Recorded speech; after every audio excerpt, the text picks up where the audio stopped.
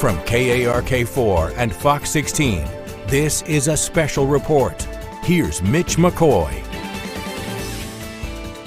Hello and good day to you. I'm Mitch McCoy here from Studio B in Little Rock. You're taking a live look right now at the Arkansas State Capitol in downtown Little Rock. Any moment from now, the governor is going to be holding an update, and we wanted to bring you this update across all of our digital platforms because there are several topics of conversation that will be discussed that we want to give attention to, and some of those conversations revolve around the coronavirus, COVID-19, where cases have been steadily increasing in Arkansas.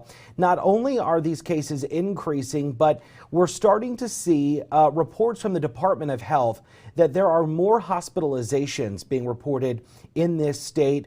Yesterday, the governor shared with the media that the number of hospitalizations were in the 400s. That was the largest number of hospitalizations across the state since October. And of course, that is when the Delta variant was surging across to Arkansas. Another topic of conversation, of course, is going to be the new variant of COVID-19. That's going to be Omicron, where we continue to monitor for those variants. And the governor is going into that briefing room now. We are going to listen in to Governor Asa Hutchinson provide this COVID-19 update, along with an update on the special session. Let's listen in live. Join me today for today's weekly update.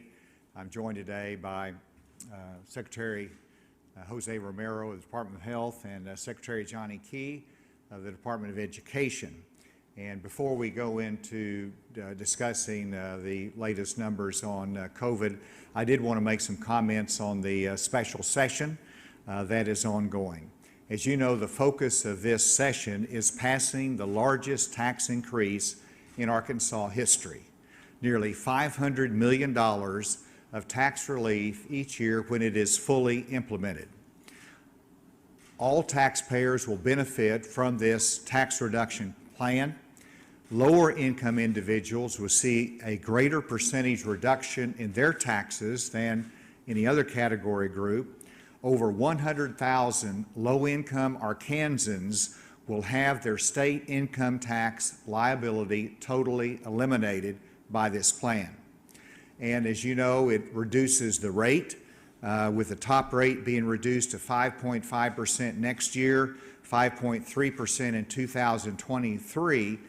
This will increase our competitiveness as a state in attracting industry and talent to Arkansas.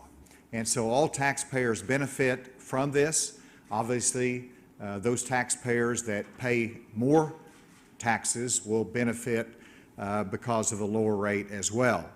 And I want to applaud the General Assembly for this morning's work in keeping the focus on this historic plan. In regards to the effort that has been introduced or attempted to be introduced, to show Arkansas's appreciation for law enforcement, I fully support the increase in pay of our law enforcement officers. They are on the front line. We want to show our respect to them. We want to make sure they have an income that can provide for their family. Today I spoke with both Sheriff Marty Boyd of the Sheriff's Association and Chief Gary Sipes of the Association of Chiefs of Police. They both agreed that a tax credit does not increase the salaries of law enforcement officials. And if you worry about our low pay, and some people say that our law enforcement pay is ranked 49th among all the states. Well, if you give a income tax credit, that does not change that ranking. It does not change their salary. And we should worry about their low pay, but the answer is let's increase the salaries. A tax credit is hard to apply just to law enforcement and not to include all of our first responders, firefighters that are on the front line, and other frontline workers. And if you give them a tax credit, again, that does not change their base pay and their ranking, our state's rankings in that regard. The best policy is to lower the taxes for everyone and to work on increasing the salaries of law enforcement officials. It does start with the state, because we have a responsibility for the Arkansas State Police and that law enforcement entity, and we want to assume that responsibility. We want to look at that more closely, and I expect that we're going to have an effort in the future to increase the pay of our state responsibility, which is our state troopers and other state law enforcement agencies. And so we will work to increase that, but county and municipal officers are paid for by local government. And the state would be remiss in our responsibilities to education and to other essential services of the state to assume a responsibility of local government. The state should not assume that responsibility for local law enforcement. It would be a bad precedent to do that. Notwithstanding that, I've directed Secretary Jamie Cook to work on a plan to increase Arkansas State Police salaries, and then to see if there are some specific ways to encourage or incentivize local governments to raise the salaries of local responsibility, because that is the responsibility that they have. And so with that, I was pleased that, again, the focus is on our tax cuts efforts. I hope that continues through the course of this special session. And I will say that the leadership has worked very closely with my administration. It's a joint effort with the legislature to draft this plan, to present it, and I think they're doing a good job of managing and keeping the focus on that. Now let me go to our COVID case report for today. And we see that our COVID-19 cases are continuing to rise, even though they're down a little bit this week from last week. But compared to last week, in terms of our active cases, we have 1,700 more active cases this week than last week, and we have 48 more current hospitalizations. And you can see the case report there. We have an increase of 932.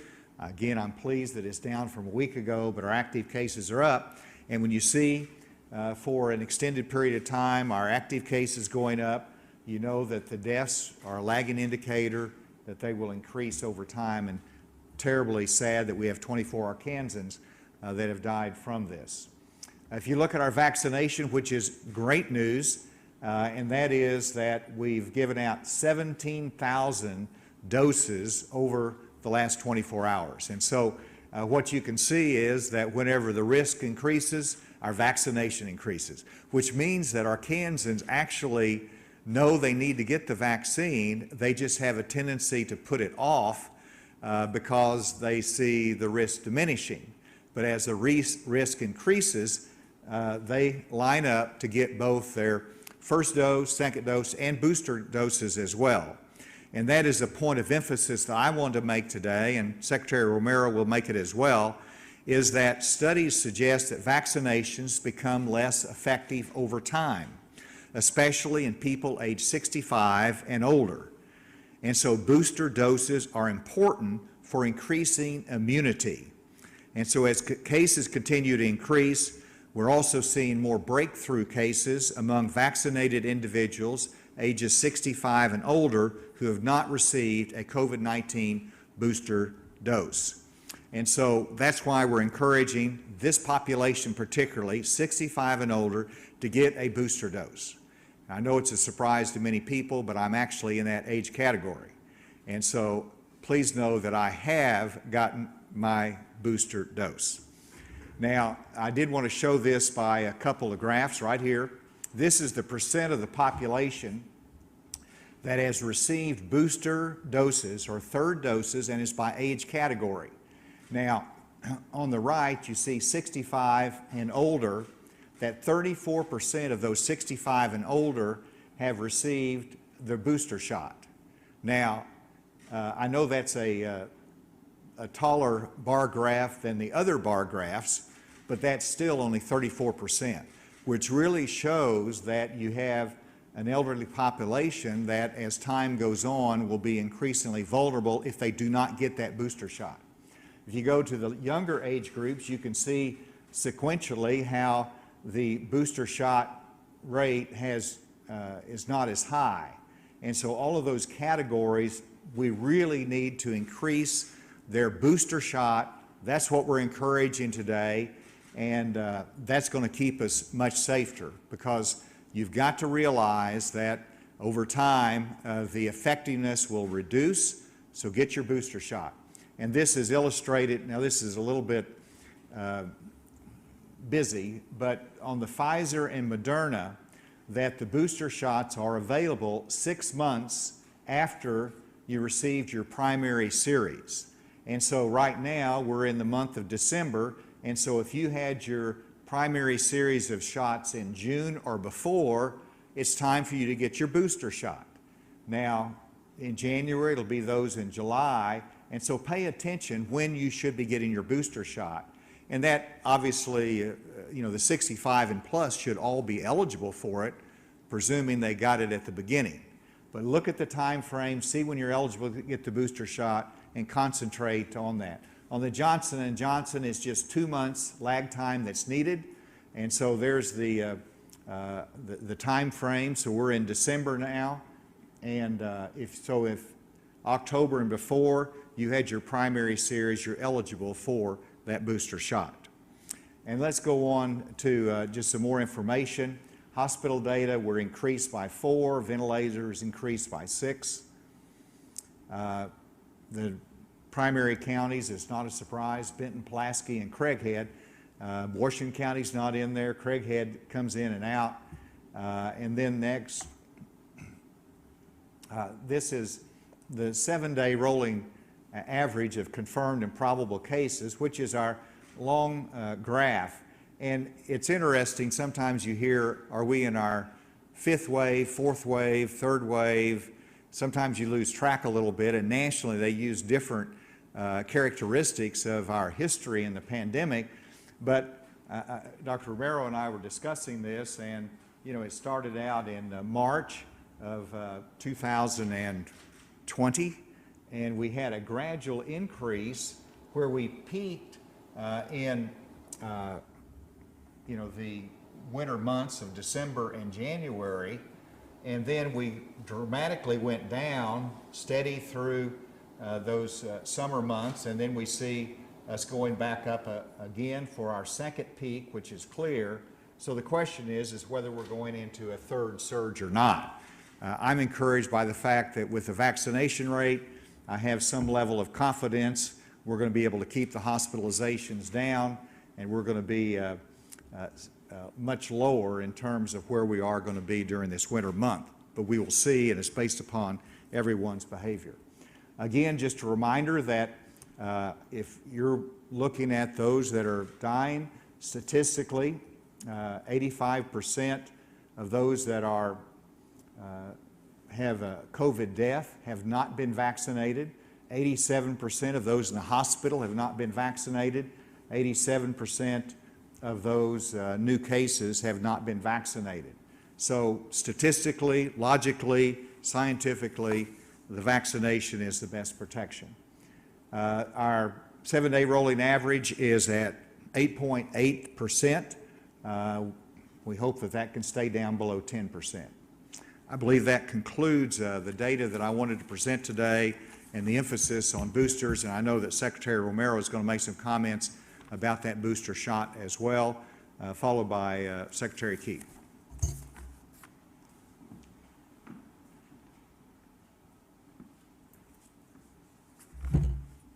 Thank you, Governor. So again, to emphasize the issue of the booster for all individuals that are appropriate age to this, they should receive it. In particular, we're worried about the 65 and over, which have the greatest risk of adverse outcome. We know that the vaccines are effective. They wane over time. That's not something that we don't know about. We know that vaccines tend to take less hold in the older population, and we need to boost or re-immunize at intervals. What we're learning about these vaccines is that this may not just be a 2-dose vaccine, this may be a 3-dose vaccine. We have vaccines that are 3-dose vaccines, especially for adults, and this may change in the future. But now, all individuals that have received a vaccine are eligible for a booster dose. We want the elderly to please receive that vaccine because they're the ones that are breaking through in higher numbers as their immunity wanes over time. I also want to talk a little bit about the 5 to 11-year-old group. At this time, we are moving forward, but we're about 5 to 6% below the national average for children receiving that vaccine. So again, parents, this is a very safe and effective vaccine. If we want to protect our children, we need to get this vaccine administered to all our children. We want to protect them as much as possible. Again, we're also seeing the Omicron variant. We know that those cases are breaking through in vaccines. So again, we want everybody to be fully immunized and get their boosters as appropriate in case we start to see cases here in the state. We have not identified a case as of yet. We are screening actively for this particular variant. So thank you very much, and I'll turn it over to Secretary Key.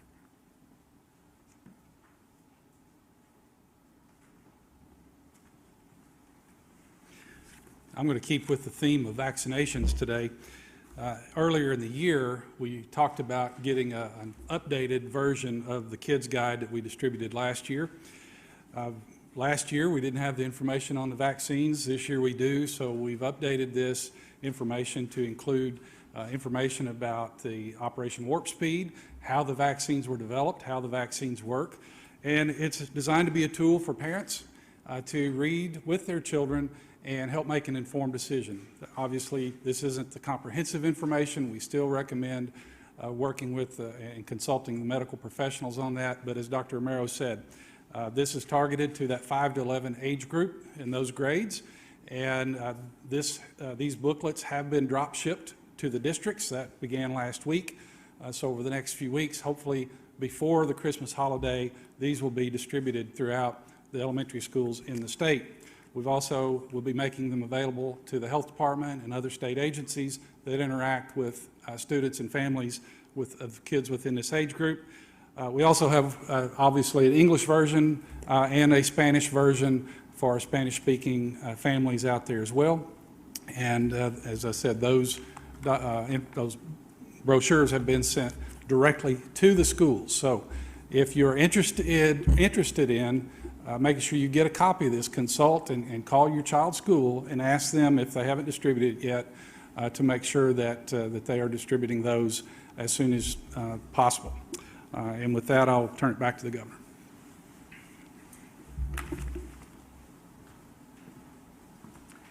And we'll be happy to take any questions.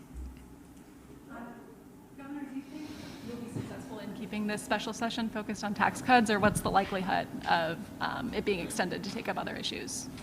You know, I've talked to numerous House members and Senate members, and they all want to, the ones I've talked to want to keep it narrowly focused on these, on the tax cut issue, which is the purpose of the special session. That's an issue up to the General Assembly, but we look at the balance of power, and I know that was debated today in the session. And under our Constitution, we have a legislature that meets in general session once every 2 years. The exception is that the governor, based upon a special call, can designate certain matters that can be considered in a special session. I have done that, and to go beyond that, it takes a 2/3 vote. And so this is what is set forth in our Constitution. It is a balance of power that we have that's worked well for hundreds of years, over 100 years, and I hope that it works in this session. And I applaud the leadership and the members that from today's vote seem to be focused on keeping it on target. We want to recognize the significant and historic role of these tax cuts and keep the focus on that. This might be more for Dr. Romero, but what does the screening process look like for the Omicron variant? Yes, Dr. Romero.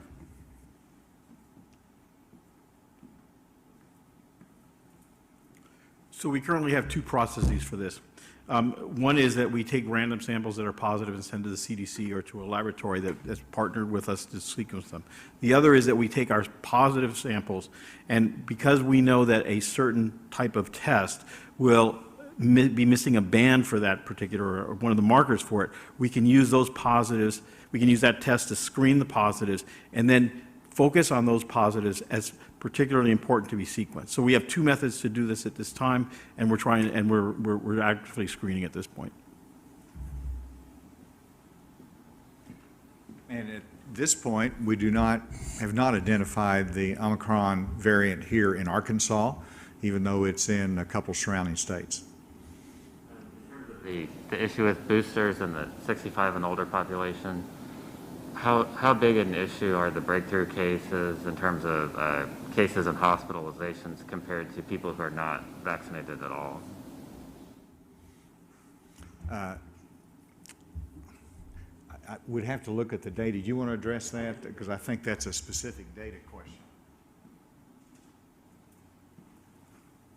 We can provide you with the numbers, but it's clear that those individuals that are not vaccinated are making up the bulk of the hospitalizations.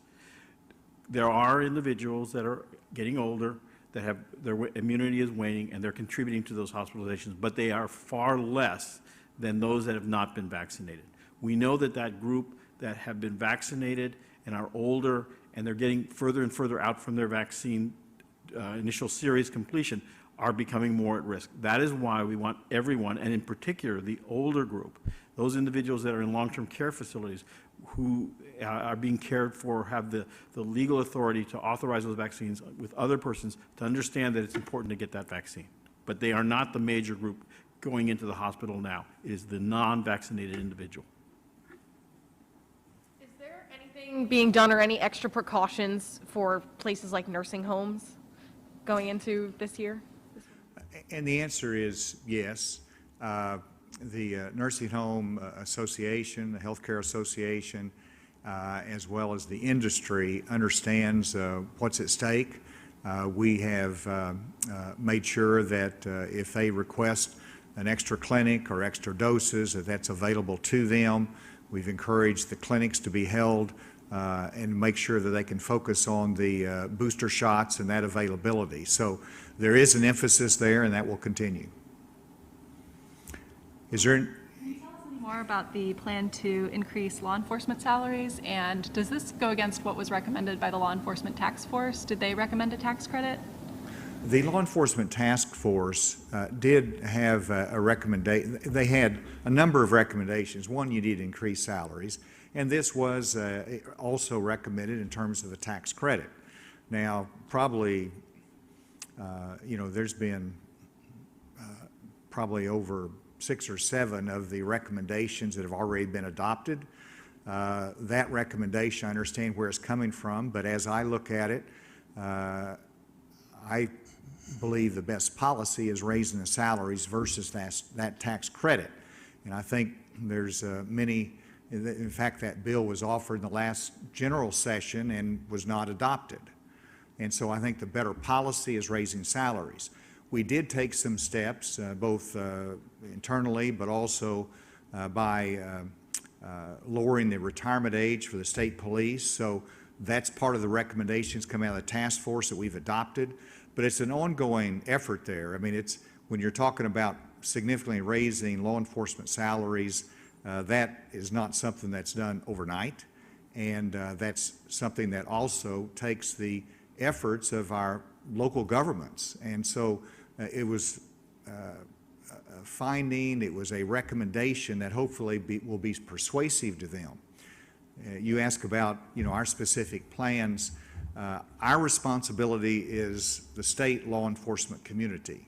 And if you raise their salaries, make it more competitive, that sets a good example, and it also will help,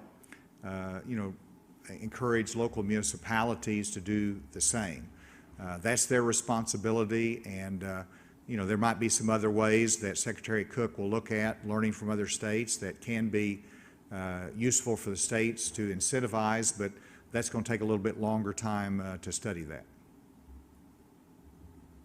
Is there anyone on the remotely to ask a question? Hey, Governor, this is Michael Wilson with 5 News in Northwest Arkansas. We saw recently that UAMS put out a study saying that Arkansas could be getting ready for a third wave, or they're warning of a third wave. I guess, what are your thoughts on this study and measures that we can continue to take? Whose study was that? It's like UAMS. Okay, UAMS. Yes, we regularly review those studies, and Certainly, I think Dr. Romero has said, it looks like we're getting ready for a third wave, but the question is, how high a wave is it? How is the wave going to impact hospitalizations? And those are the unknown criteria. And you see that current wave that's increasing across the United States of America. And actually, I think Arkansas is pushing back on it. We're holding our own as best we can with emphasis upon the vaccinations. So we will see where it goes, but at this point, it looks like it's starting that third wave. We will see. Hopefully, it'll be much flatter than the previous waves. Did you have additional comments? That's good. Any other questions? Okay. With that, thank you all for being here today. Have a good afternoon. All right, there's Governor Asa Hutchinson giving an update on COVID-19 here in Arkansas. And let's go over that case report one more time. You can see it here on your screen. An additional 932 cases. Active cases are also up today, 249. Hospitalizations, which is the number that we are tracking very carefully, that is an additional 4 patients in a hospital right now, bringing us to 456. There are more Arkansans that have died from this. 24 have been reported to the state, bringing us to a total of more than 8,700 deaths since this pandemic began. I want to get to a couple points that were made today by Governor Asa Hutchinson. Let's begin with what is there at the bottom of your screen. Omicron not detected yet here in Arkansas. That is according to Dr. Jose Romero. He is the health secretary for the Arkansas Department of Health. That despite the variant being detected in bordering states. It is, as you know, several other health professionals have described, it is at this point just a matter of time before this variant is detected. The health secretary and the governor pushing boosters today. Really pushing for those who are older than 65 to get the booster shot, saying that there is growing concern for the elderly who have not received their booster shot yet. So that, of course, now one of those vocal messages from not just the governor, but also the health secretary. You did hear the governor talk a little bit about the special session, and the governor was talking about that because lawmakers are now there at the state capitol voting on several items, including that proposed tax cut. And there was a push earlier today by Senator Jason Rapert. He had introduced a bill that would give an additional tax cut on law enforcement. At this point, the governor says that is something he does not support. He says he spoke with the Sheriff's Association along with the Police Chiefs Association here in Arkansas, and they said that it really would not increase the salaries of law enforcement officers. And the governor has now directed Secretary Jamie Cook, who is over public safety in this state, to start looking at ways to increase some salaries, at least those for Arkansas State Police. The special session will continue there at the state capitol. Important to note that our Jay Burr is there at the Arkansas State Capitol as well. He is following this special session. He'll have a recap coming up tonight on KARK 4 News at 4 and 5, and of course Fox 16 News at 5:30, where we will have continuous updates on that special session. For now, I'm Mitch McCoy. This has been a special report from KARK 4 and Fox 16. Have a good rest of your day.